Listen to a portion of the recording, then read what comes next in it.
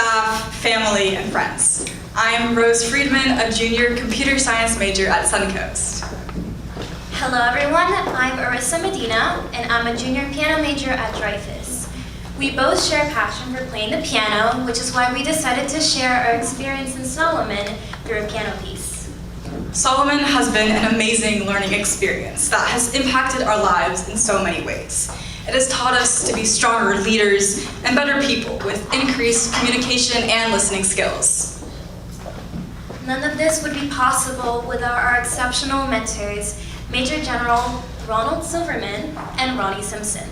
Thank you both so much for having us and such meaningful discussions with us and teaching us to think in such critical ways while applying everything to our everyday lives. This has changed our lives and the way that we think and behave already, and it will continue to impact us throughout the rest of our lives. The video you just watched shows us playing the piano duet with the song Married Live from the movie Up. This piece has a bittersweet melody that brings both joy and sorrow to the listener. It makes us happy to hear it, but also makes us miss something that we had. This is representative of the Solomon Leadership Program, because we are so lucky to have been taught everything that we learned, yet we are sad to know that the year is coming to a close. Additionally, this piece has different fluctuations within it that depicts the passage of time for the main character.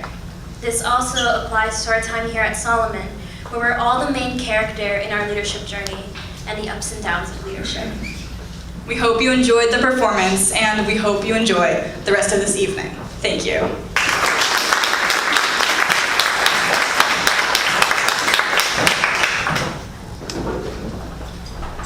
Good evening. Welcome to our Solomon Leadership Program graduation ceremony. I would like to give a special welcome to Rabbi and Ms. Deanie Schneider and Mr. Larry Sisno, co-founders of Solomon, and Sarah Durkin, the administrator of this incredible program. I'd also like to warmly welcome the dedicated mentors of Solomon. Without you, none of this would be possible. Welcome to our commencement speaker and Solomon board member, Mr. Tom Ivino, and welcome Dr. Art Johnson for our overseeing professor from PVAU, as well as Mr. Tim Sote, chairman of the board at PVAU, and Dr. Deborah Schwinn, president. Welcome to the Solomon Board of Directors, who made sure to be here this evening. And finally, welcome to the fellows and our families who have supported us throughout this past year. We are so honored that you are all here to celebrate with us tonight. My name is Madeline Kahn, and I'm a junior at Alexander W. Dreyfus School of the Arts. My time here at Solomon has been incredibly impactful.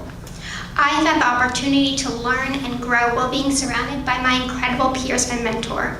My mentor, Ms. Sally Ninsberg, has been so supportive during my time here as a Solomon Fellow, and I am so grateful for her guidance and insight. The various guest speakers have also been instrumental in my growth, the most impactful being Ms. Jacqueline Goldman, who is a Holocaust survivor who has a truly moving story and was the first guest speaker for the first pillar character.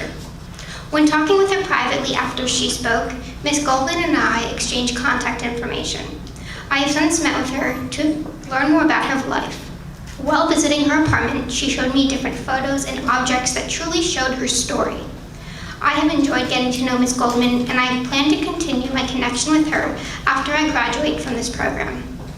My time in the Solomon Leadership Program has had a remarkable influence on me and my abilities as a leader. I have had the opportunity to gain valuable insight throughout this program, which I will use as a leader in my future endeavors. Tonight, we will hear remarks from Rabbi Schneider, our fellows, and our guest speaker, Mr. Iavono. I hope tonight's ceremony will afford you an appreciation of our experience as fellows this year, and in all the ways we have grown, gained, and prepared for our role as tomorrow's leaders. Thank you.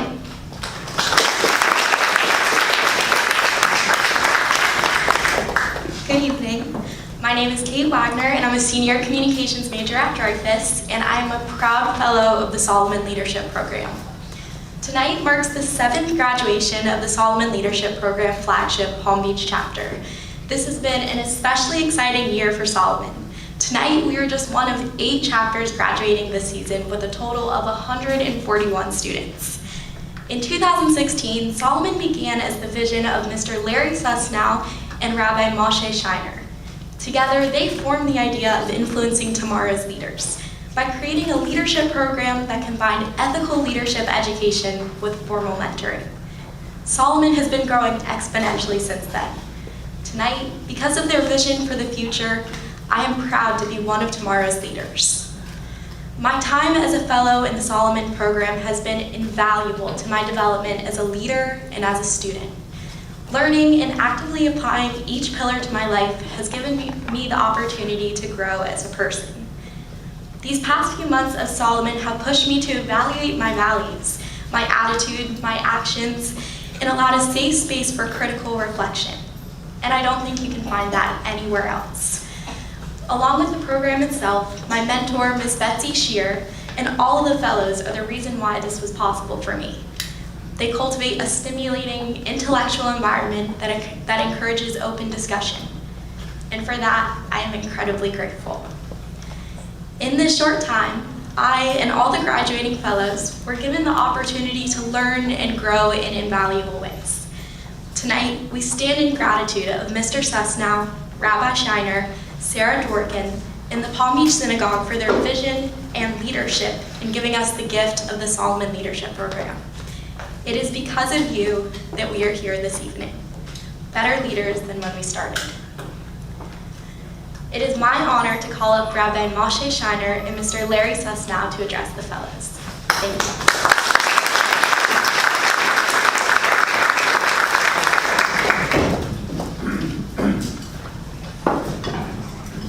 Good evening, ladies and gentlemen. It's truly a pleasure and an honor to be here this evening. You know, when Disney World opened up in Orlando in 1971, someone went over to Art Disney, who's the brother of Walt Disney.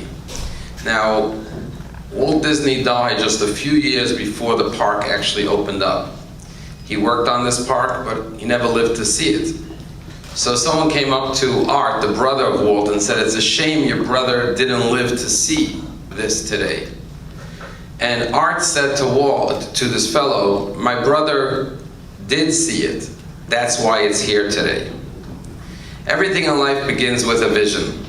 And I want to commend all the fellows for joining the Solomon program, because clearly you have a vision for your life. And part of that vision is to be effective leaders. And you took the first bold step towards that leadership role that you will play. But all leadership starts with leading yourselves. And I'm just going to share with you a quick thought experiment. Imagine you went into your kitchen and poured yourself a cup of hot coffee. And on the way to the kitchen table, you bumped into something and the coffee spilled on the kitchen floor. If I were to ask you, why did coffee spill on the floor? What would you answer? Most likely you would say, because I bumped into something.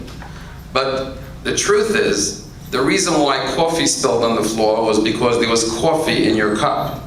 If there was tea in your cup, then tea would have spilled on the floor. And the point I want to share with you is that in life, there will be bumps, there will be challenges, there will be hiccups, there will be stressful situations. Life will throw you for a loop. But because you filled yourself with these 8 pillars of leadership, when you hit those bumps in the road, what will pour out of you is the lessons that you learned from your teachers, from your mentors, from your fellow peers. And congratulations to all of you, because you are going forth from this program stronger, bolder, and ready to make this world a better place. And for that, we applaud you.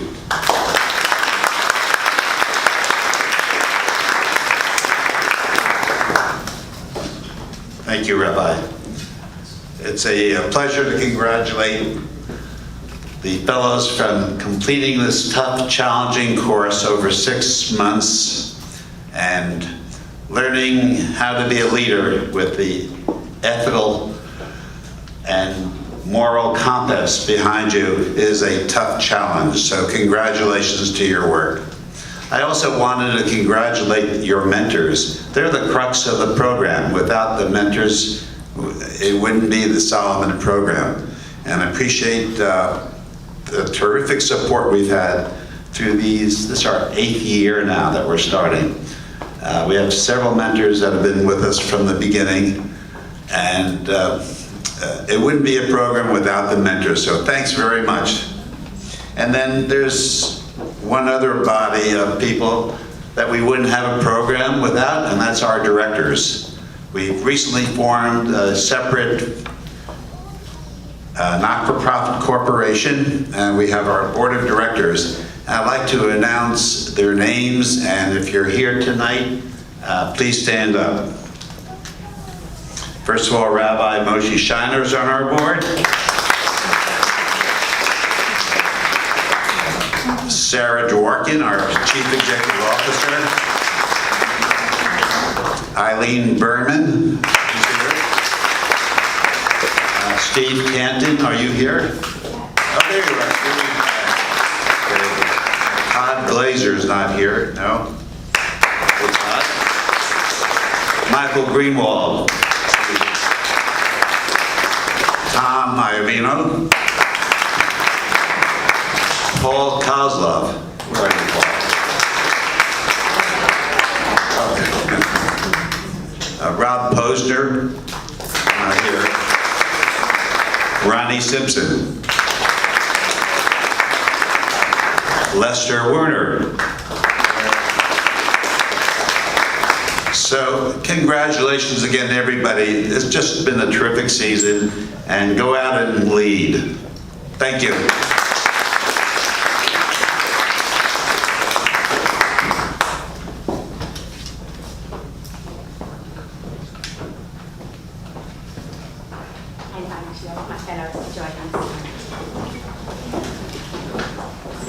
So this is a special, it is our graduation and our graduation ceremony. So I'm going to ask our fellows to line up as we begin. And I just want to echo everyone's sentiments of how proud I am of our fellows and how humbled and honored I am to be a part of this incredible mission and vision from Rabbi Shiner, Larry Susnow, our board of directors, and of course, our invaluable mentors. I'd like to call to the stage Rabbi Shiner, Larry, and Dr. Art Johnson from the Palm Beach Atlantic University, who will be giving our awards and our certificates to our fellows. So I'll have you all on this side right here. As the students come up, if one of you wants to give the award and one of you wants to give the certificate, and then they'll pose for a picture with you. Fantastic. So we'll call each student to the stage, we'll give them their moment, and we'll clap for them, they'll get their picture, because they have worked really hard to get to this moment. I'd like to call to the stage Anvir Olak.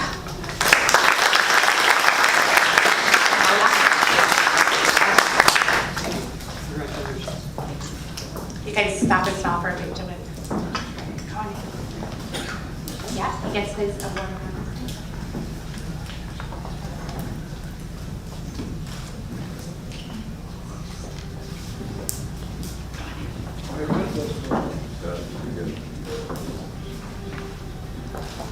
Thank you. Congratulations. Veja Bent.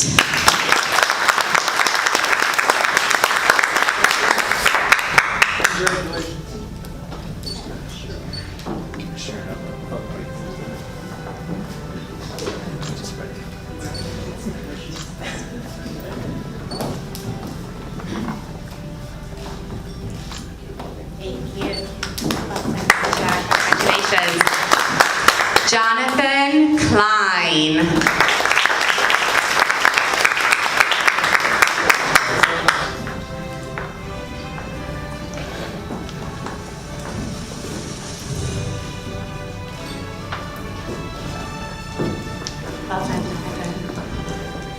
Rose Friedman.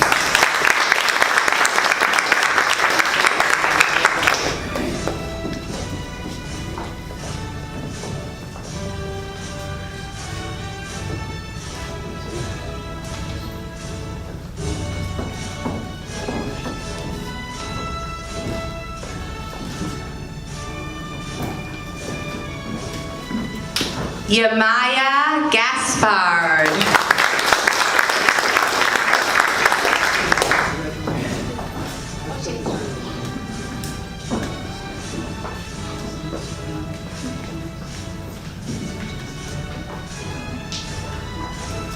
Ms. Florigalia. We're so grateful that Dr. Art Johnson overheats for us each year.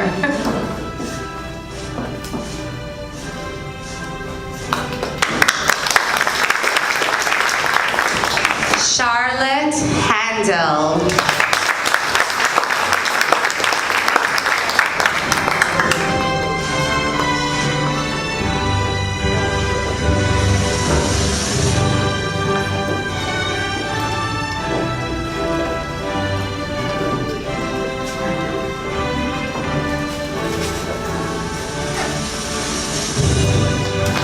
Madeline Kahn.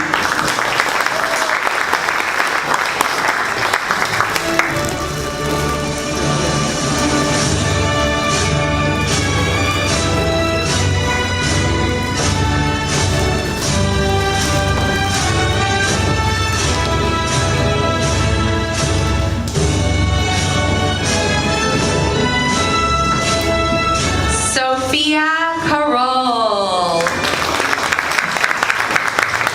And I want to mention that this is Sophia's second year in the program, and she has just been an incredible addition to the program, and we loved having her here for a second year.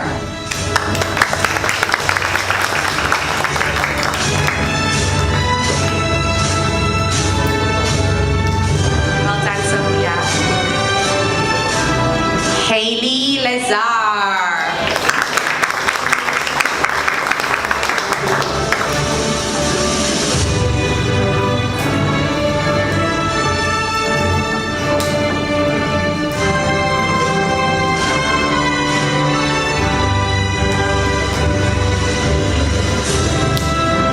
Zariel Liz.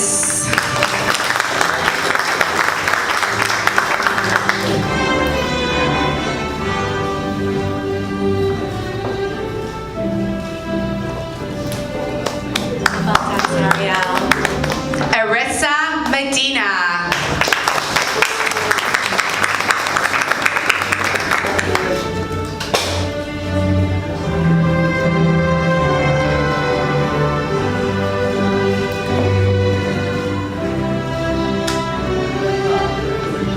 Cynthia Mondragon.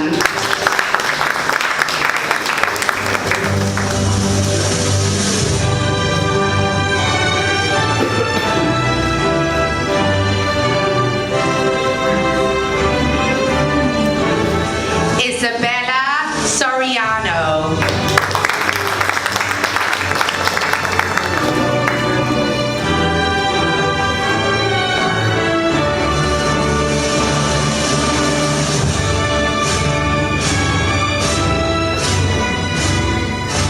Jonathan Vidal.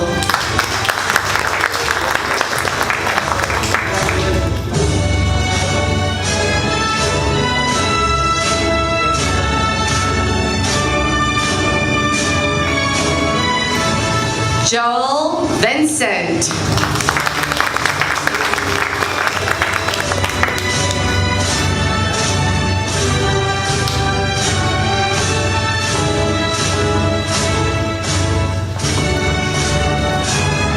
And finally, Kate Wagner.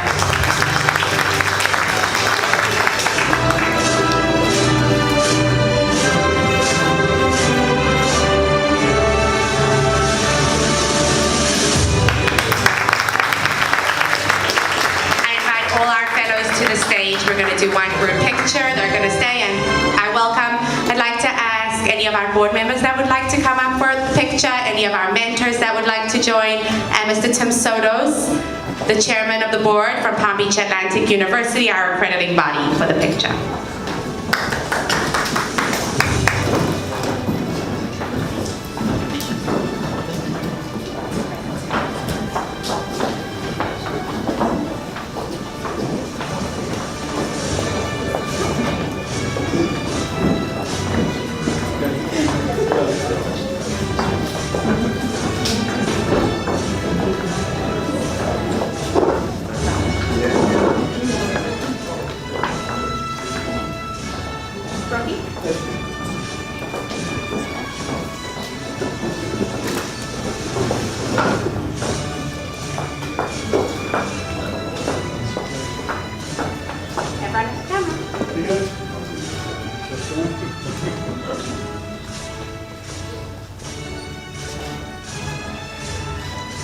Thank you. Thank you all.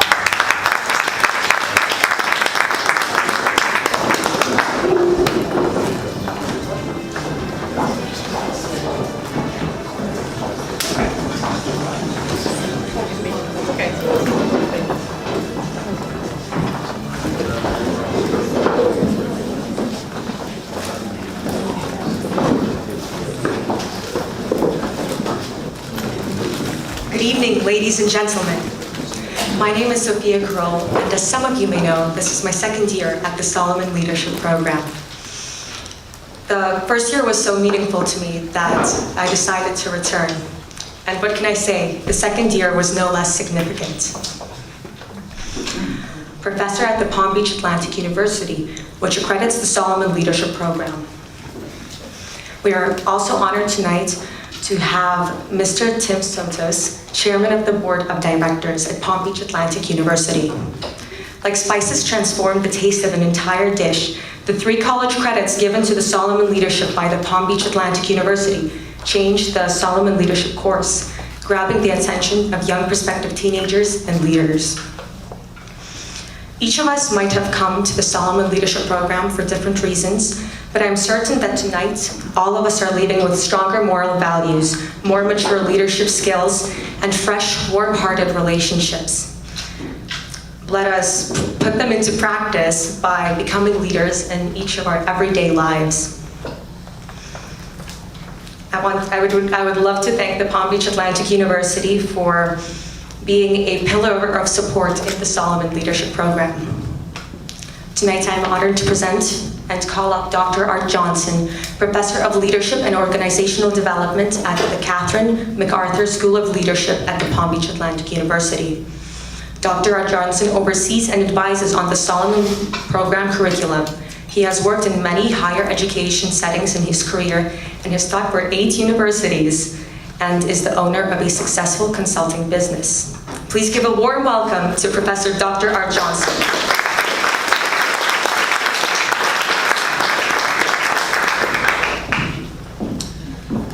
Hat or no hat? What do you think?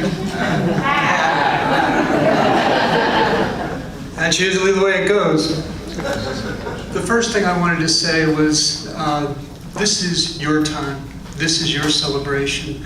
The curriculum in the Solomon program has been well developed, well thought out, and it's proven itself over time. I hope that it's transformational for you. I believe it will be. I want to thank some people, and we all get up here and give our thanks, etc. But we have to thank the leaders at Solomon, we have to thank the mentors, we have to thank the parents, and we have to thank the leaders at Palm Beach Atlantic University, because collectively they've allowed all of these pieces to work together to make this possible. All right? So with that said, I'd like to talk to you a little bit about ripple effects. And you go, ripple effects? I didn't read anything about ripple effects in the curriculum. I'm sure I didn't read anything about ripple effects. I would have known about it. Here's what happens.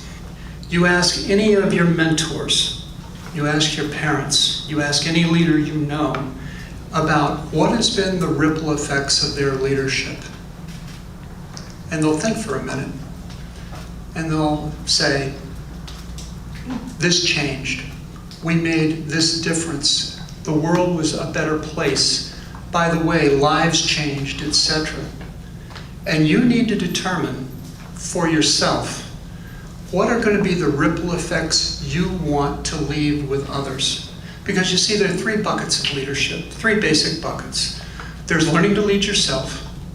That's the most important. There's learning to lead others, and there's learning to lead organizations. All right? So if you learn to lead yourself well, one of the things you need to do is determine what you want those ripple effects to be long term.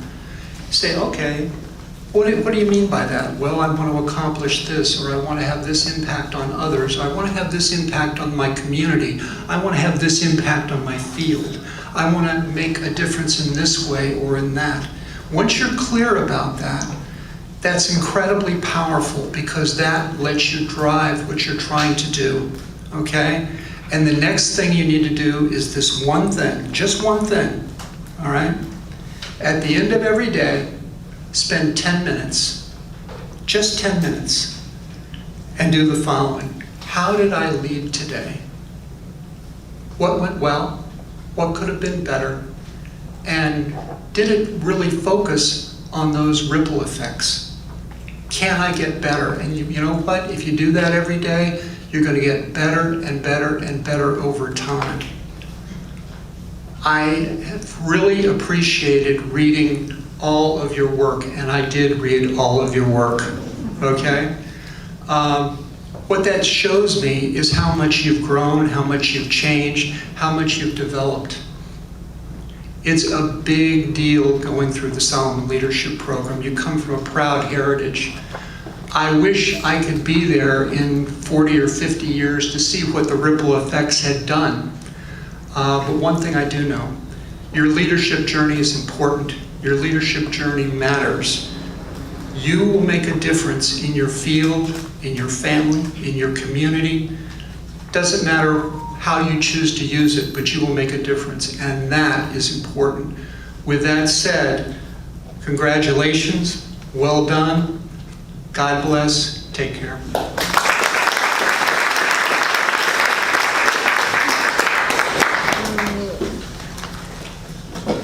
Good evening, everyone. My name is Joel Vincent, and I'm a sophomore in the Math, Science, and Engineering program at Suncoast High School, and I'm a proud fellow of the Solomon Leadership Program.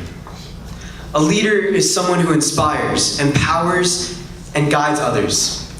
Reflecting on my experience in this program has filled me with a deep sense of gratitude for the opportunities to develop such skills in leadership and my development as a person.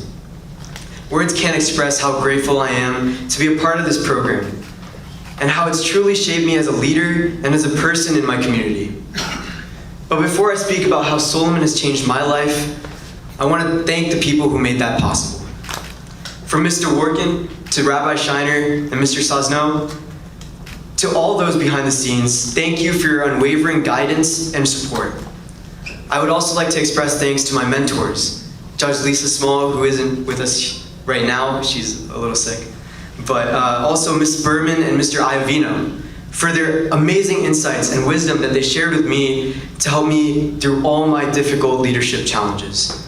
And of course, I can't forget the fellows closest to me, Rose and Isabella, and the fellows in my group, Zariel and Veja, for the experiences and stories we had together and a dynamic that I could not ask for a better one. And one more thing, I can't forget to mention the amazing food that Mr. Workin would provide us at the start of every meeting. It was really, really good. So, as you can tell, the Solomon Leadership Program has truly been a life-changing journey for me. One of the highlights of this journey was definitely the amazing leaders that we had in South Florida who came to speak to us every other week. These guest speakers were experts in their field, and they shared invaluable insights with us every single time. One session that had a profound impact on me was our session on tolerance with former Ambassador to Hungary, Ms. Nancy Brinker. She emphasized the importance of seeking to understand before being understood, the purpose to fill a need, and trying to be the best at whatever we do. This deeply resonated with me, as I realized that being an effective leader wasn't just about having good communication skills, but it was also having empathy and being understanding towards others. After the session, I even had an opportunity to network with her, and I invited her to speak at my school's Disease Awareness Club, where she humbly accepted, and we had an amazing virtual meeting with her where she spoke more about her story and her plans for the future. Her powerful message inspired me and my fellow students to spread awareness about diseases and make an overall positive impact in our communities. She truly inspired me and my classmates to make a change, and this could not have happened if it wasn't through the Solomon Leadership Program. As State Attorney Dave Ehrenberg once said, "It's not necessarily what you know, it's who you know." And speaking about Mr. Ehrenberg, another impactful session was the one with communication. He emphasized the importance of meeting people, charting our own paths, and never stop learning. He advised us also to never lose our swag and always maintain our confidence and authenticity in whatever we do. This session was definitely my favorite, as Mr. David Ehrenberg's dynamic and engaging speaking style kept me immersed throughout the entire session. And I learned that effective communication isn't just speaking clearly, but it's also being confident and concise and being captivating. This insight helped me improve my communication skills and helped me improve as a leader as a whole. Finally, Congressman Brian Mast and his session on strategy left a lasting impression on me. He emphasized the importance of planning and stated that failing to plan is planning to fail. This session came at a crucial time for me, as I was preparing to run for the state vice president role for the future business leaders of America. Congressman Mast's advice on planning and setting smaller, achievable goals to reach a final, greater vision helped me reach my ultimate dream and chart my own path to develop a strategic plan to help me win that role.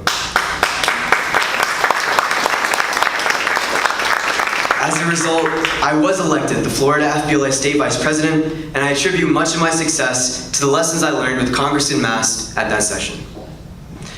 Another highlight were the valuable lessons that we learned through the 8 leadership pillars of Solomon: character, tolerance, communication, vision, empowerment, strategy, and judgment.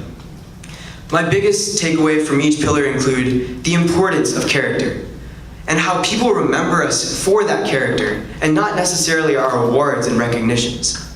Tolerating others and following the golden rule of treating others how we want to be treated. The power of communication, as it's not just what we say, but how we make others feel.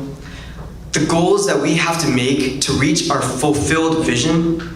The value of empowering ourselves and others to be excited for our future success. The significance of persistence, as we truly only lose when we quit.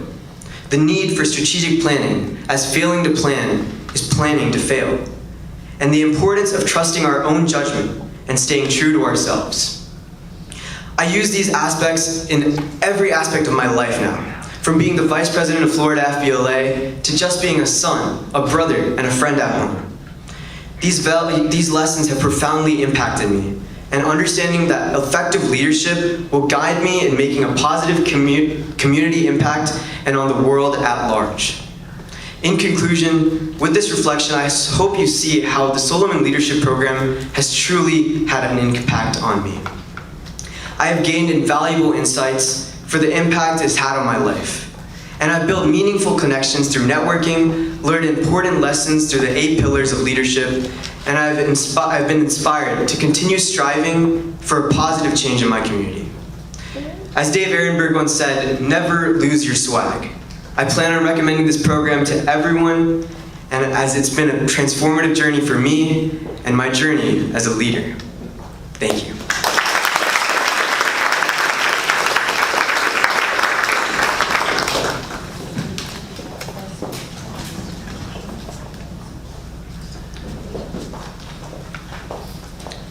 Good evening, everyone. My name is Anvir Alak, and I'm currently a junior at Suncoast Community High School. During my experience in the Solomon Leadership Program, I had the opportunity to have the wonderful Mr. Kozlov as my mentor. My experience with Mr. Kozlov was influential in my development as a leader. For each session, my mentor encouraged our group to provide our own thoughts about the guest speaker. This allows us to get into a discussion about the key takeaways, as well as develop deeper connections with the 8 pillars of Solomon. In addition, Mr. Kozlov has shared his own experiences with the pillars. For example, during the character session, he describes how reflecting on his morale has allowed him to make difficult decisions in business and in his personal life. Thus, this has allowed myself to gain more insight on how to apply these pillars in my daily life as well. Mr. Kozlov has allowed me to grow into a better leader, if not a better version of myself. Mr. Kozlov has given me encouragement to improve my communication skills, as well as develop my judgment in order to make the best decisions during difficult times.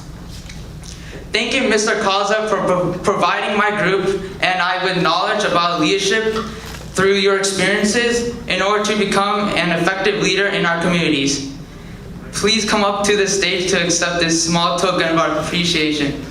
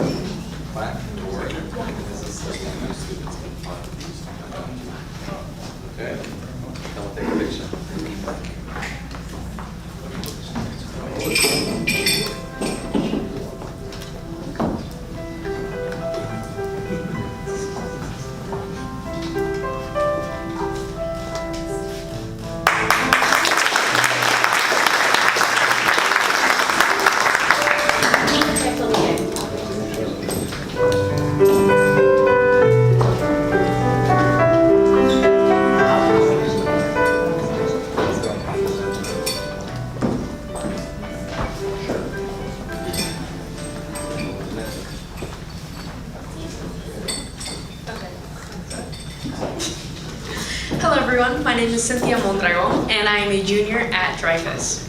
I have the absolute honor of coming up here today to thank my mentor, Miss Sally Nisberg.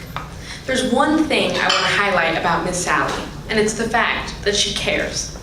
It's hard to find people like that nowadays. She's always willing to help Madeline and I on the weekends if we have any questions or if we need help. As busy as she still makes time for us and makes us a priority so that we're successful. I think the most important lesson I learned from Miss Sally was to make my own judgments for myself. From our very first session, the character pillar, Miss Sally told me that it was important to remember that not everything our speakers say I'm going to agree with, and that's okay. She made it clear that what's important is the fact that I make judgments that best fit my morals and apply to my personal circumstances, not the other way around. I was a little amazed that she had said that because sometimes as youth, we're taught that adults are always right because they have more experience.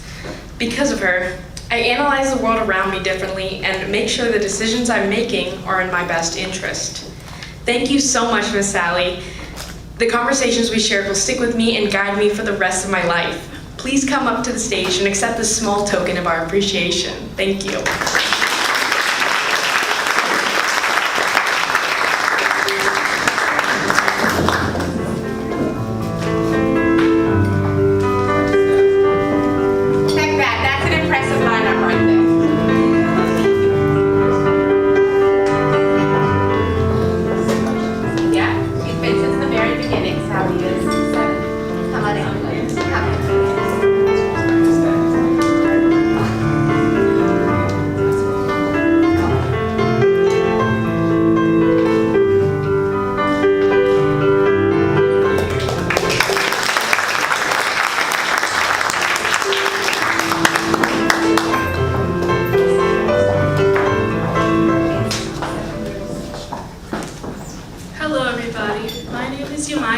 And I'm a junior at Dreyfus School of the Arts.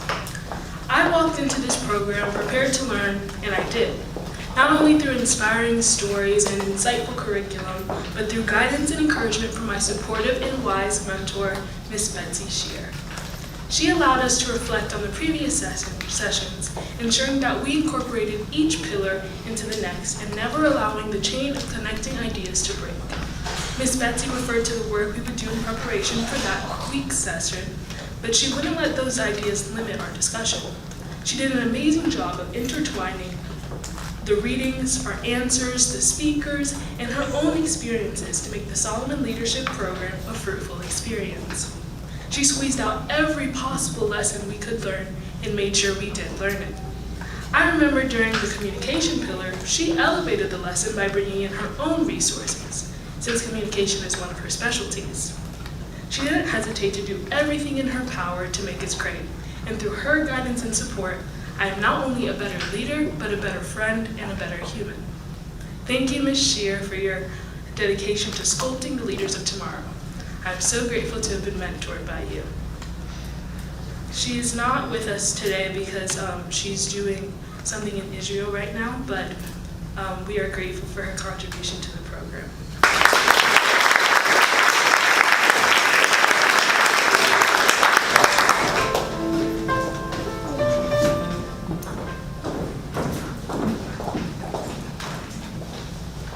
Hello everyone, my name is Charlotte Handel and I'm a sophomore at Dreyfus, but this speech isn't about me. I remember very early on into this program, sooner than I thought, I began to run out of business casual outfits. So by the 4th session, this particular flowery dress that I'm wearing right now became very on brand for me.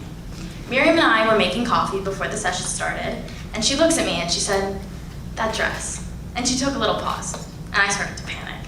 I looked for food stains, I was looking for a straight thread, and then she continued, "It's just not you. What do you normally wear?"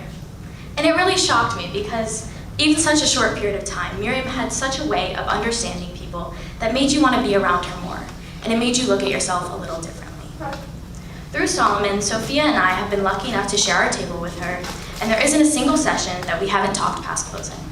Miriam wastes no time getting down to the root of any question and has even less of a problem arguing with us. As someone that has been in the program for so long, her passionate care and critiques of the curriculum were contagious. Miriam is the kind of leader that sets by example, one of the best and one of the rarest kinds. If all the pillars were decided by Miriam, all 8 of them would be character. I know this not only because she said it multiple times, but because she's a real testament to it. Miriam, you have made this program so special for us, and we could not thank you enough. I know you don't believe a word of the speech, but you have, you do, and you will continue to change lives, and I'm so glad it was mine. Please come up on stage and accept this small gift.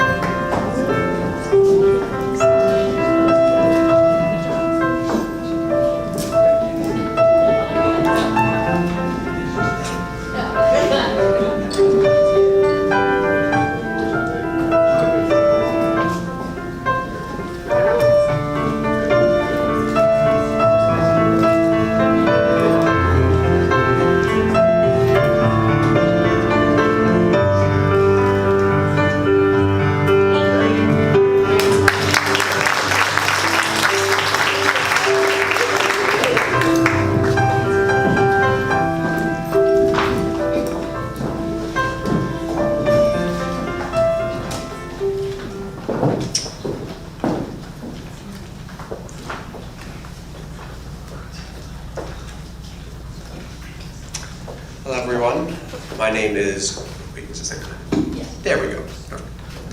Hello everyone, my name is Jonathan Klein and I am a sophomore at Suncoast Community High School. I want to thank you, Major General Ronald D. Silverman, for the time you spent teaching us about the fundamentals of leadership.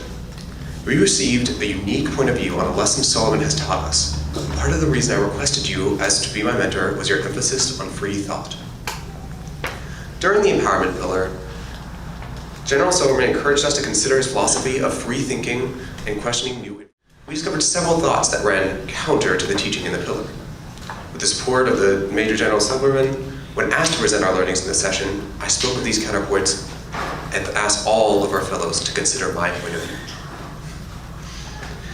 It is much more important in leadership to constantly analyze and form your own opinions about the world around you, which is why I found sessions with Major General Silverman absolutely amazing.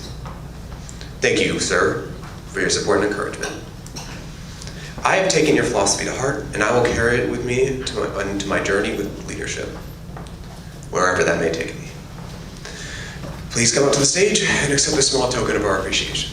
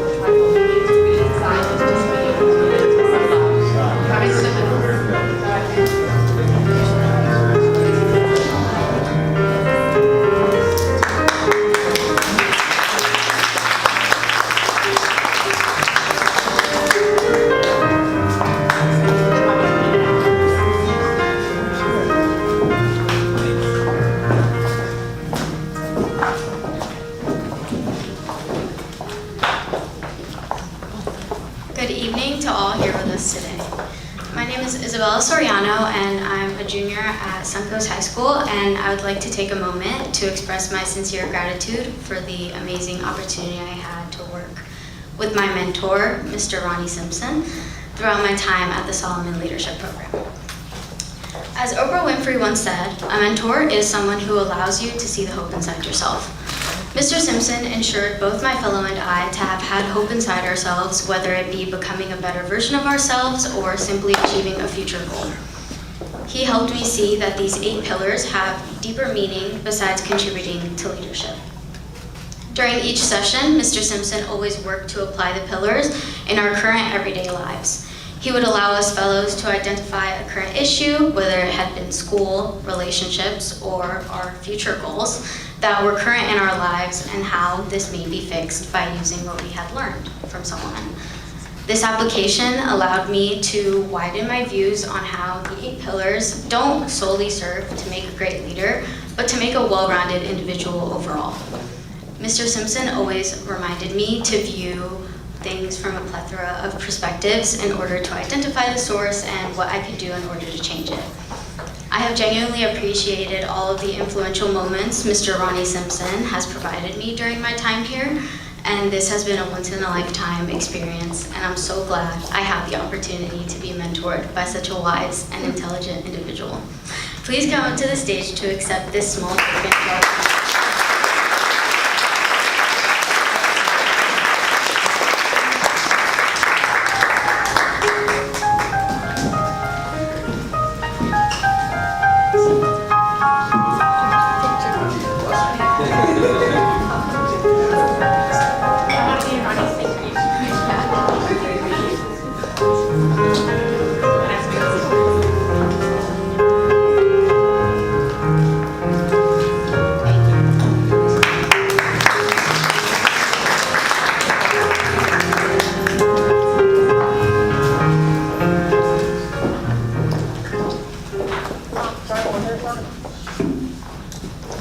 Good evening. My name is Zaria Liss, and it is my great honor to speak about my mentor, Honorable Judge Lisa Small. In life, we may encounter rare circumstances where we discover something new about ourselves. It takes a special leader to recognize these qualities within us. I had such an experience when I met Judge Small. As Lao Tzu once said, "To lead, walk behind them." Judge Small embodied this philosophy by empowering me to believe in myself, trust my judgment, and analyze topics from my own perspective. Her guidance gave me confidence and strength. I recall our initial lesson where we talked about the first pillar of character. Judge Small emphasized the importance of kindness and active listening, urging us to consider everyone's opinions and thoughts before making our judgments. In fact, listening is just as crucial as sharing one's own ideas. Leadership is not limited to a select few, but rather it is a quality that resides within each and every one of us. The journey towards leadership begins in a single step in the right direction. Once we find our path, we can feel empowered to create a positive impact for the world, not just for ourselves, but for generations as well. Unfortunately, Honorable Judge Small is not able to be here with us tonight, but I am grateful for her exceptional mentoringship throughout the Solomon Leadership Program and for the positive impact she had made on my life and the positive impact she makes in this world. Thank you so much.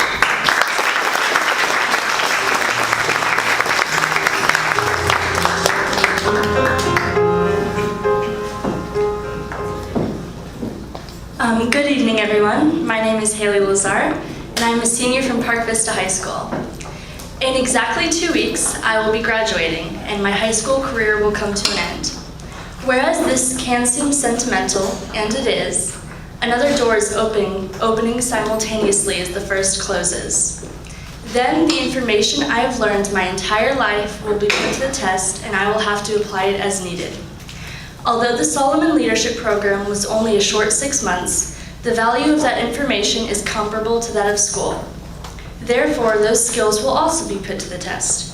What we've gained from the speakers and mentors was not information and facts that can be resolved with a quick Google search, but rather skills and shared experiences that helped begin to sculpt all of us into that of a leader.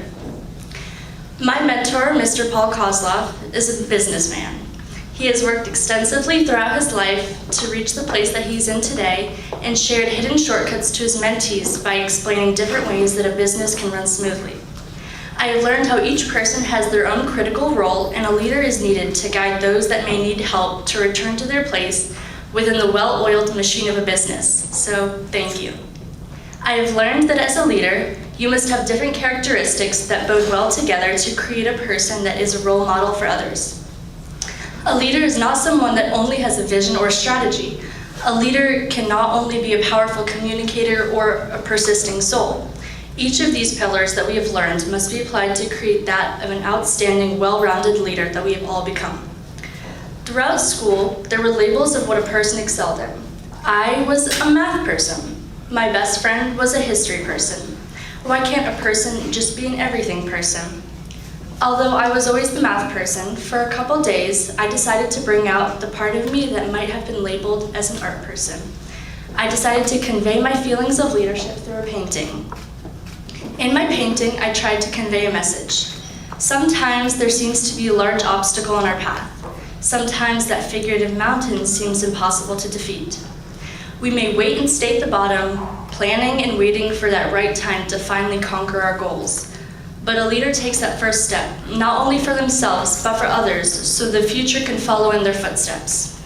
Besides that leader taking the first step, there is an additional larger force waiting to handle that leader's next task once they've completed the first. A leader never stops, always knowing that there is something out there that can make them an even better leader. This painting represents the overall first step a leader must take, which shows their character and courage to take the initiative. While some may be content waiting and basking in the limelight of what may be out there, a leader begins that looming journey. This is the type of leader I aspire to become. Not only a leader in the workplace, but a leader in my life. Not scared of what we might be scared of. Perhaps now that I have been a math person and I have dipped in the art person, now I can just be me.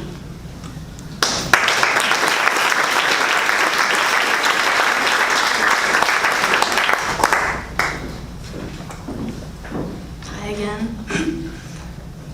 Good evening. By this time at graduation, we've clapped for all the graduates and we've taken time to honor the great moments we've had in learning through this program. But I'd like to argue quite the opposite.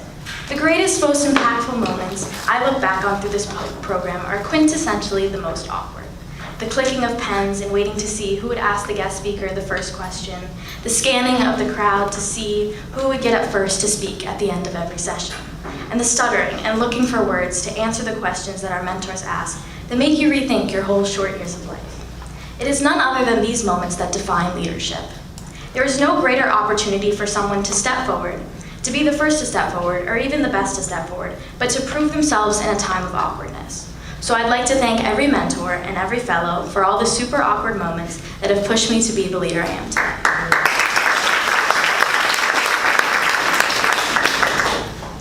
I've said this in my essay, my project, and my table for the past Tuesdays for a long time, but bravery is a whole other matter when it comes to leadership.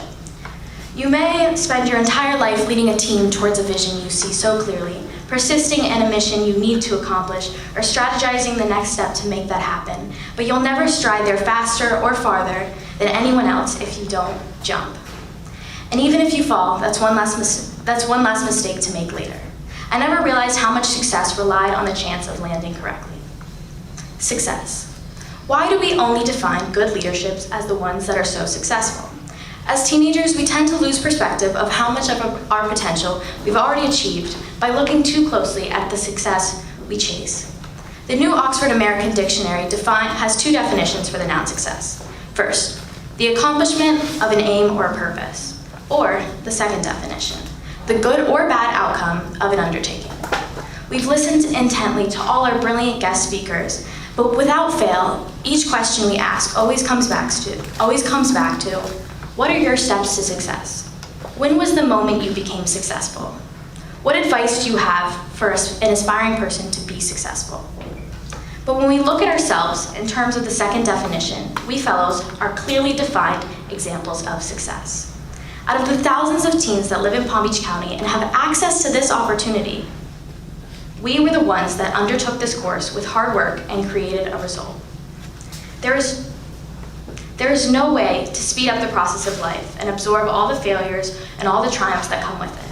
But we can, and we did provide ourselves with a jumpstart that shaped us into the leaders of tomorrow. However, success was never the point of this course. The 8 pillars we've read again, discussed again, were never about success. Solomon's entire focus is strengthening the traits of leaders that we already possess. Fellows, look around at the people you've grown with. Not a single one of us has the same set of leadership traits that we've all worked to cultivate, and that's a good thing. The world doesn't need successful leaders. The world needs honest leaders. The world needs intelligent leaders. The world needs caring leaders. Be a leader in the strongest way that you know how, and success will be your follower. Success has followed each and every one of us to the ends of the Solomon Leadership Program, and I have no doubt it will be chasing each and every one of you for the rest of your lives. Thank you.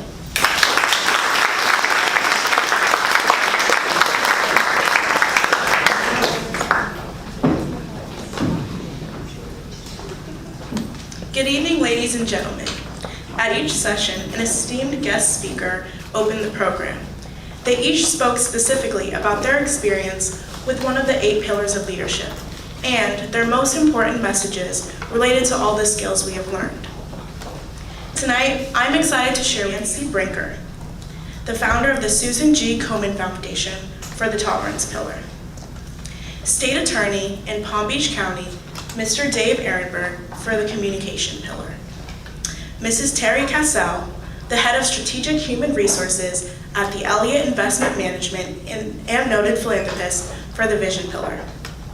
Businessman and Solomon Board Member, Mr. Stephen Canton for the Empowerment Pillar. Mr. Paul Leone, President of the Breakers Hotel for Persistence. Congressman Brian Mass, the representative for Florida's 21st Congressional District for the Strategy Pillar. And finally, Dr. Moshe Perez, reproductive endocrinologist for the Judgment Pillar. We have learned so many incredible and practical messages about what leadership means, how to be a leader, and how each pillar played an important role in each speaker's life and trajectory. A few lessons were, life should not be based on precedent, so don't be afraid to chart your own path. This statement was made by State Attorney Dave Ehrenberg. This was very impactful as it's important to realize that what you accomplish while charting your own path may not have been accomplished otherwise if you've been following the path of someone else's. For example, if you're following the path that someone else has already made, it becomes harder for you to take risks and fail spectacularly. By charting your own path, you are curating a life that is for you only. Mr. Ehrenberg also stated that there is so much that you can continually learn. Oftentimes, we may be closed to taking advice or criticism in areas we feel that we are proficient in. However, opening yourself to education in its various forms at any age may prove to be extremely beneficial. As well as from Mr. Paul Leone, who stated that persistence is much more important than talent. I found this to be especially impactful because while someone who may have the natural knack for something may achieve what they set out to do on their first try, your determination may prove to be more beneficial in the end. Mr. Leone also stated that the key predictor of success is drive. Drive is an essential component to one's success. It is the difference between giving up when things get tough and persevering through obstacles and setbacks to reach your goals. Drive is also the willingness to learn and grow from one's mistakes and use them to succeed. I wish I had much more time to talk about all of the amazing ideas we heard from all of the guest speakers. We are extremely grateful to each and every one for all of the impactful wisdom they have imparted to us. Thank you.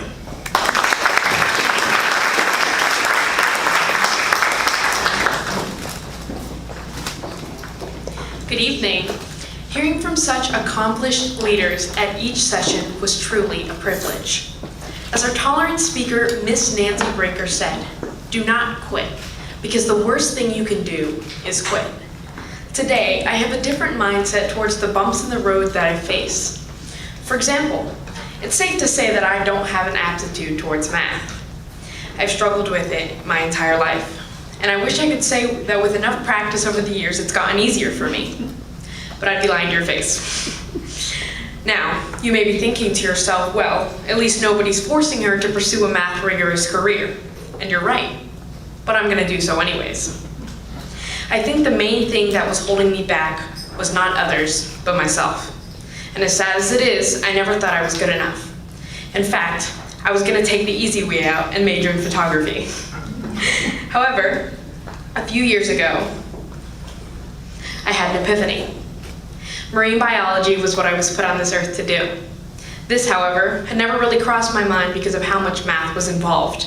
But I realized that the drive I have to save our ocean is way too powerful to give up on. I realize now that if I had given up, I never would have had a shot in the first place. And I thank God that my parents didn't raise a quitter. Tonight, it is my pleasure to introduce to you Mr. Tom Iovino, who will share parting thoughts with us about what it means to be a Solomon leader. Thomas Iovino has over 40 years of experience as a visionary leader in the construction and infrastructure industry. He currently serves as chairman and founder of Iovino Enterprises, a family of companies providing major civil and specialty construction services in 6 states. Mr. Iovino is a member of the World Presidents Organization, the Chief Executives Organization, Construction Industry Roundtable, and the Moles. He is a trustee on the board of directors of the Norton Museum. Mr. Iovino founded the IF Foundation, which empowers families in Haiti to create their own pathway out of poverty. He also serves on the Solomon Board of Directors. Without further ado, Mr. Tom Iovino.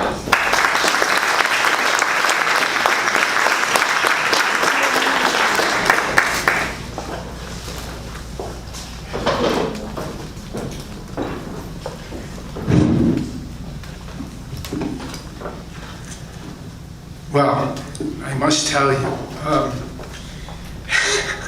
don't even know where to start because everybody was incredibly impressive. My God, you are all true leaders, and I'm incredibly impressed. I gotta take my coat because I'm sweating. I decided to talk and tell you about my career a little bit and then try to weave in the pillars of the Solomon Leadership Program. But before I do that, one is all of you fellows I am incredibly impressed with. And I also noticed that there's like 13 of the 17, I think, are women, which I think is a really good thing too. But you know, I'll turn 71 in June, and I still think I'm a kid like you guys are. But the time goes quickly, and I think about like when I was your age and what happened to me. You know, so I remember that for me it was a 5th grade teacher who he was my elementary school teacher, and he spent from 9 to 12 teaching us math, and then from 1 to 3 every other subject. So I fell in love with math. And when I went to college, I thought I'd be a math teacher, and I met my wife. I don't know, I guess I met her once my freshman year, and then I started dating my sophomore year. And her father went to the same school I did. And I asked her, I said, well, listen, tell him to give me a summer job, you know? So he got me a summer job working for a contracting company. Now, if there's anyone who should not be in the contracting business, it's me. And I can tell you a multitude of stories about, like, my wife won't even let me change light bulbs in the house because I've actually broken them in the socket. I've plain doors to where they're, like, wavy ends like that. So, but I ended up working for this company, and it was a time when, it was in 1970, and you guys don't know, but I was number 8 in the draft for Vietnam, and it was a pretty crazy time. And I have a picture.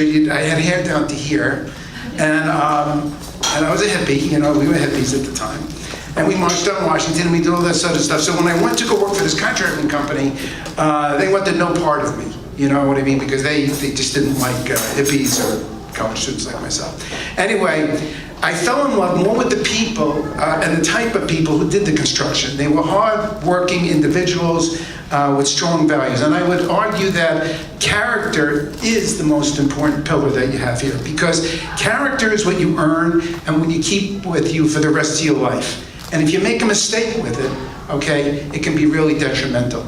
It's something that you have to live with every single day, and they have to work on every day to improve. And So I worked for them that summer, and I was like, I'm the oldest in my family, and I just wanted to work all the time, so they let me work Christmas break and winter break and spring break and all this sort of stuff. And when I finally graduated with a master's degree in engineering, I was going to go work for a firm in Manhattan because I wanted to work in Manhattan. And they said to me, what are they paying you? And I said, $14,000 a year, and I was very proud of that because all my friends were getting 12. So they said, well, why don't you come work for us? We'll give you $14,400. So for $400, I went to go work for that company. And I worked for them for 3 years until I felt there was so much family that I wouldn't get a chance to like elevate myself. And I went to go work for a guy in New York. His name was Andy Capasso. And I learned more about construction and water mains and sewers, and that's predominantly what we did.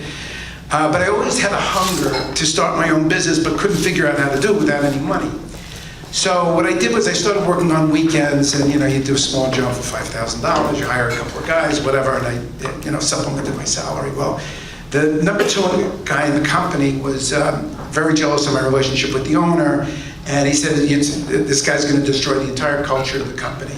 We need to fire him. So they fired me, and I was, I guess, 30 at the time. It was March of 83.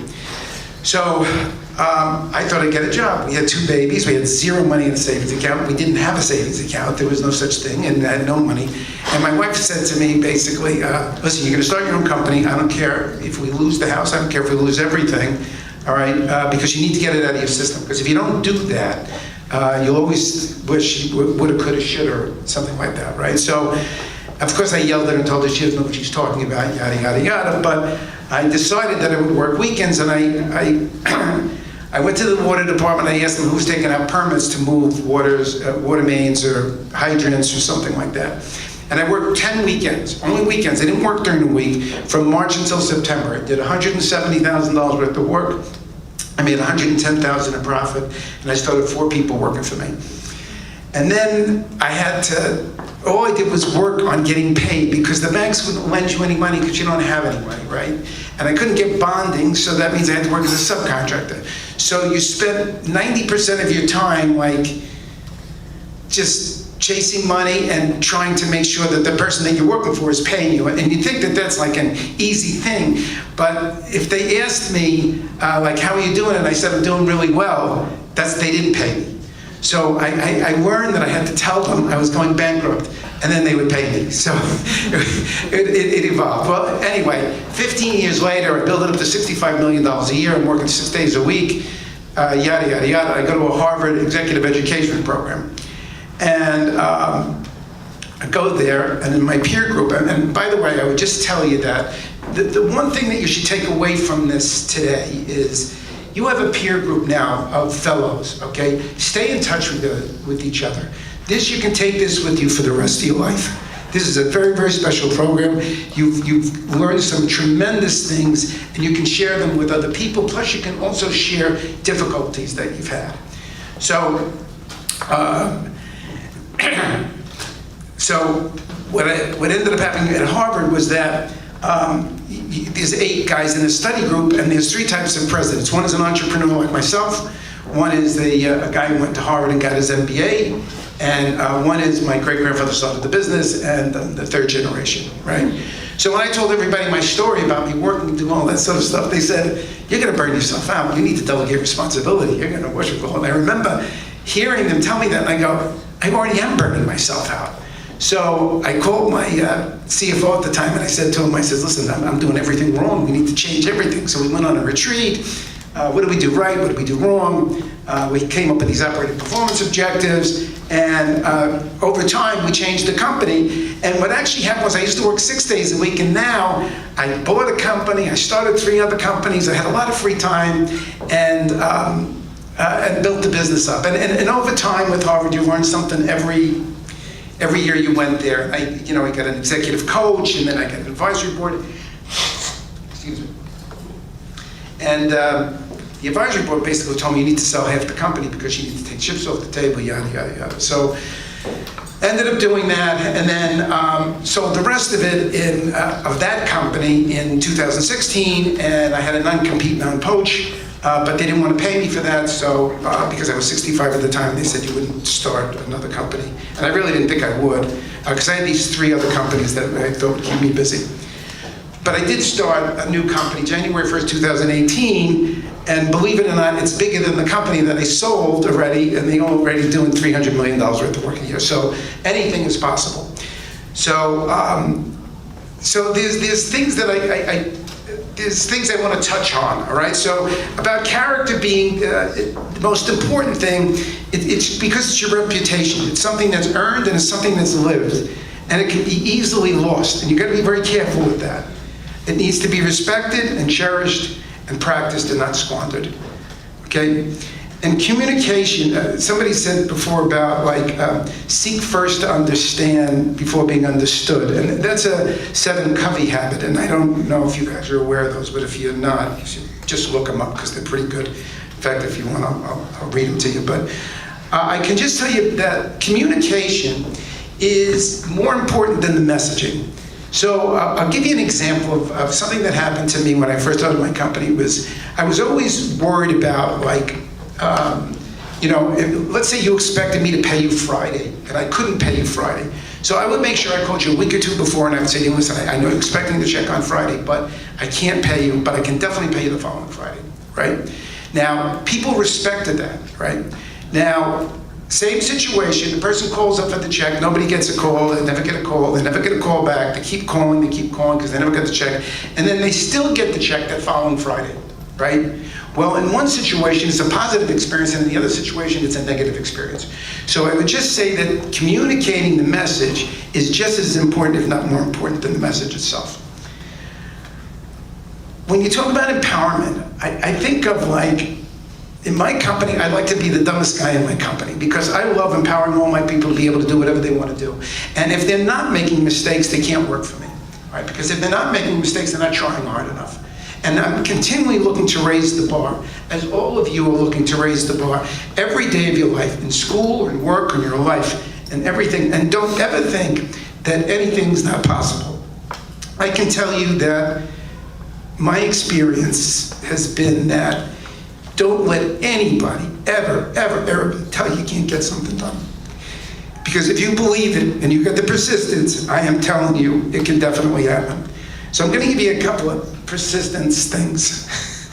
So it's 1986, I'm only in business maybe 3 years, and I'm doing this foundation 60 feet deep on the corner of 86th Street and 3rd Avenue. And I was working with these guys that said that they knew what they were doing, but they didn't know what they were doing, unfortunately. And when I found that it was too late, and at that time I really didn't have much money, maybe I had $1 million, but it was like a $1.5 million job, but I was going to lose over $1.5 million. Now I had a lot of backlog, and I felt that over time I'd be able to recover, but the banks wouldn't give me any money, and I didn't know what to do, and it was like, you're going to go bankrupt, and that's all that's going to happen. So either I accepted going bankrupt, or I came up with a solution. And what I did was I went to my pipe supplier, I went to my concrete supplier, I went to my equipment supplier, and I showed them on a large piece of paper that I needed them to give me concrete for 16 months, and I wasn't going to pay them, but 16 months later I paid them. I told the equipment guy the same thing, all right, and I told the pipe supplier the same thing. And this is another situation where you under-promise and over-deliver, right? So it didn't take me 6 months, it took me 14 months. But they became my $1.5 million bank line. Now, I am telling you, if I didn't come up with that idea, I had to work to become successful, but I would have failed, right? So you have to believe that you can get something done. So when I did the 2nd Avenue subway in New York, and I don't know if any of you are familiar with it, but I did 2 of the 4 stations, and I don't know if any of you have heard of Governor Cuomo, but he was a pretty difficult governor, but he demanded a lot.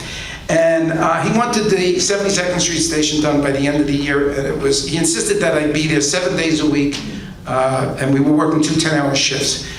So I went there every shift, okay, to make sure I met with all the people that work for me. Now, did I do something great? Was I the smartest guy in the room? Was I anything like that? No, I wasn't.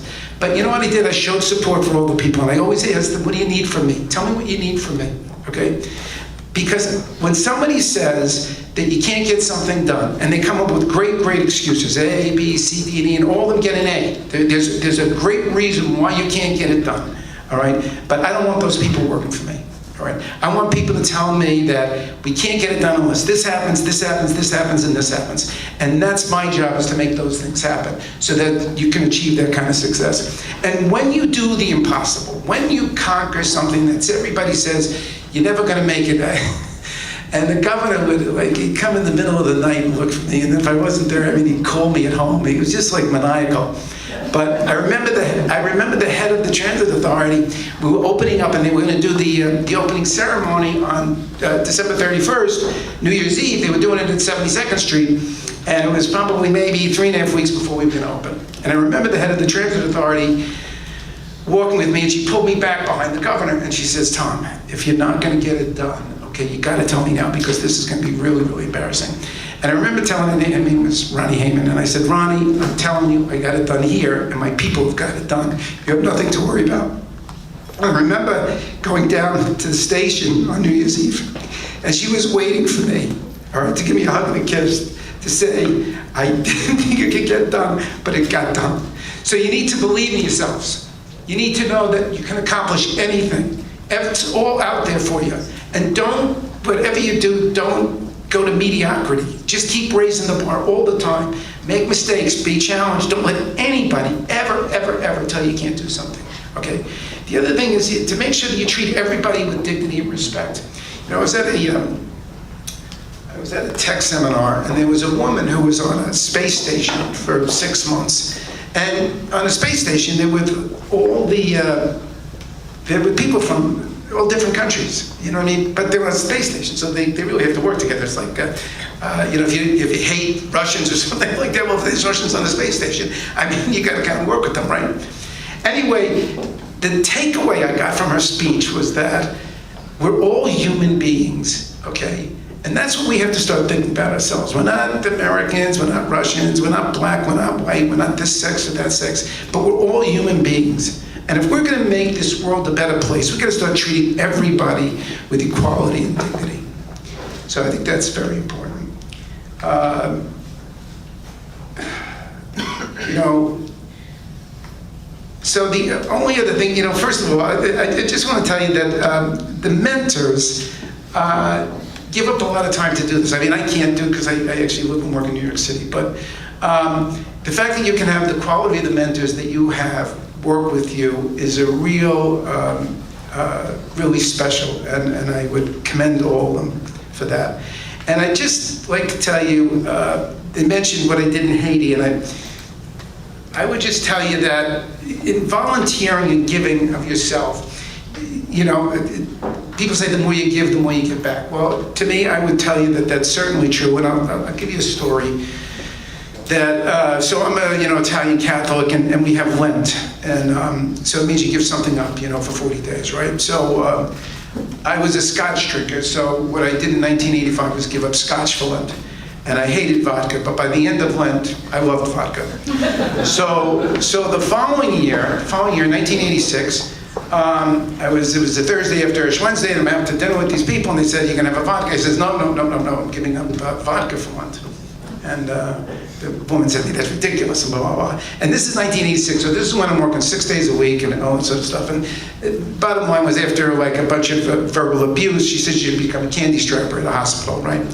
So I called up my assistant at the time, and I said, "Listen, call up Huntington Hospital and tell them that I'll volunteer 4 days for the 40 days of Lent." So first of all, you have to join the auxiliary. You have to actually pay money to volunteer, all right? Then you have to go to orientation. Well, by the time orientation was done, it was like Palm Sunday already, you know? So anyway, they call me up and they tell me, "We've got a job for you. And you're gonna work with," now remember, this is 1986, I'm 34 years old. And they told me, "You're gonna work with these 2 guys. One guy is 65, his name is Jack Leach, and the other guy is Arthur Piani, and he's 70. And you're gonna give out newspapers and magazines in the hospital." And I said to her, "Listen," I said, "I give you 4 days. Well, why don't you just try it and see if you like it, right?" So after 5 years, Jack Leach unfortunately died, and we did newspapers and magazines with Arthur Piani for 10 years. And then they disbanded newspapers and magazines because what happened was the women would get there late, people would take them and stuff like that. So they came up with newspaper machines. So they eliminated our jobs, right?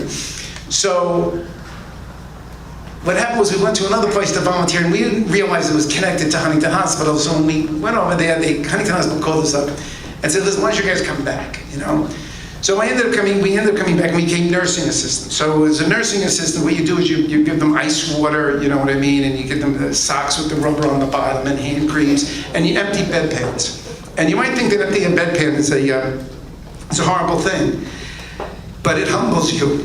And I'll tell you that the fact that I did this volunteer work for 20 years with this guy, it was like God came into my life. He talked about his family. I knew everything about his family. He knew everything about my family. So because you have to understand, in 20 years, he's watched the company go from here to here. I watched him lose one of his grandchildren. He watched my children grow up. But we didn't see, our families didn't see each other.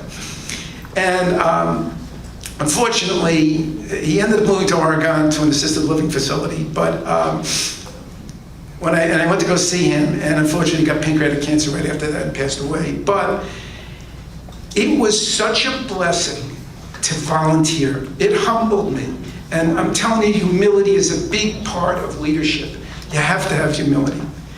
And then when I got into working in Haiti, it was I was giving a lot of money away, and I thought maybe I should manage giving the money away myself. So I hired a priest that was retiring. I made him become my managing director. And we were drilling wells around the world, but it would take him like a week to get to Bangladesh and another week to get back. And my son would go and they drill the well and all this sort of stuff. So we ended up going to Haiti to do a small little water project, and this was like 15 years ago, believe it or not. And anyway, we've been involved in Haiti now for the last 15 years, and what we do is work with 500 farmers. I own tractors, I own everything. We do 15,000 breakfast meals a week. Which is a really good thing because it's probably the only thing that they get to eat. Now, the one thing that I'd like you to understand about Haiti is, people talk about Port-au-Prince. Port-au-Prince is actually a normal place. I mean, you can go there, you can get a hotel room, there's bathrooms, there's running water, there's electricity. Where I am in the northeast part of Haiti, there is no electricity. There's no electricity. There is no running water. Okay? They didn't have toilet tissue until I introduced it into the schools. Everybody used leaves. Okay? And I'm telling you, when you go to a place like that, and then you come back here, this is like the United States is a country club with no, and they all had smiles on their faces. I just can't understand it, but it was actually wonderful. But I would just tell you that the more you give, the more you get, right? I told you about the peer group. I told you about making mistakes and how important that they are. And I just leave you with the spirit, the power of the human spirit, okay? You witnessed part of it in the program that you were in, right? And you feel it, right? It resonates. And I would tell you that when you feel the power of the human spirit, when people talk to me about God, right? Okay, I don't see heaven as a place like a Four Seasons resort someplace, but I feel that God is in all of us. And the Spirit of God is that human spirit that we talk about. And all of you need to tap into that, okay, to make this world a better place. You have a bright future, all of you, okay? And you have a responsibility, and you can't take that responsibility away. We need you to be great leaders, okay? Congratulations on your efforts, and I congratulate all of you on what you've done.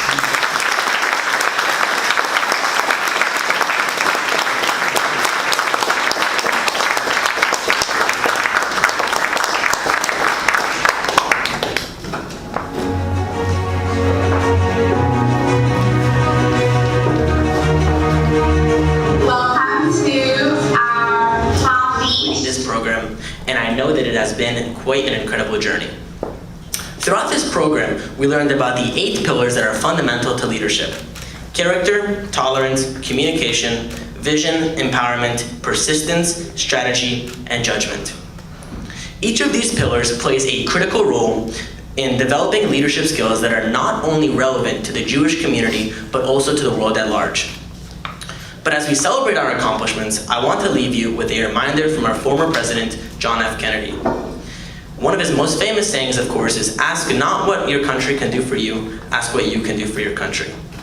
As leaders, it's important to remember that our ultimate goal is not personal gain or recognition, but rather to use our skills and abilities to serve others and make a positive impact in the world. Your actions, your words, and your behavior as leaders matter. Through the completion of the Solomon Leadership Program, you are now all equipped with the right tools to inspire and motivate others to achieve great things. This program taught us that true leadership requires self-reflection and self-awareness. It's about understanding your strengths and weaknesses and being willing to learn from both. It's about having the courage to take risks, make mistakes, and learn from them. As you move forward, I urge all of you to continue to being lifelong learners. Keep striving to be the best version of yourselves and continue to inspire others to do the same. Remember that you are not alone in this journey. You have a community of mentors, peers, and supporters who are cheering you on every step of the way. I mean, just look around you. Finally, I want to express my gratitude to everyone who's made this program possible. To the mentors, staff, guest speakers, and volunteers who have dedicated countless hours to ensure the success of this program. Thank you. Of course, a big thank you specifically to Miss Sarah Dworkin for leading the program and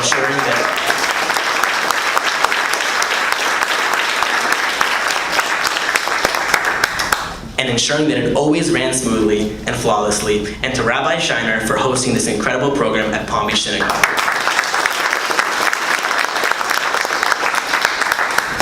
Your commitment to developing the next generation of leaders is truly inspiring. So, to the graduates, I want to say that I am truly excited to see what the future holds for each and every one of you. You are all capable of achieving great things, and I have no doubt that you will go on to make a significant impact in the world.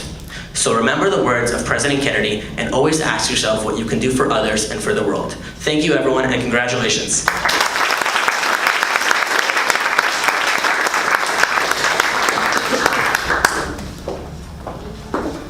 Thank you. I'd like to invite everyone to join us as we celebrate, bring tables, and just enjoy and celebrate our